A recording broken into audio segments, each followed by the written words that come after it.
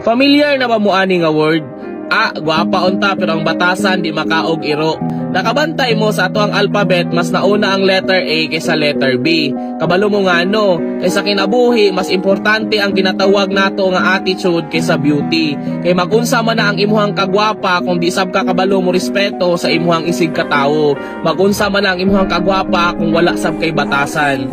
Magunsa man na ang imuhang kagwapa kung bati sab kay kagbatasan. Kay always remember, maskin pag ikaw ang pinakagwapa, pinakagwapo o pinakahitsuraan nga nagpuyo diri sa kalibutan, pildihon gihapon ka sa tao nga nindot og batasan. Kay mahimong walay pulos ang nahuman nimo nga kurso kung ang imuhang batasan lupig pa ang walay grado. Mao na ang bahalag dili kayo tagwapa, dili kayo tagwapo, dili kayo tahitsuraan.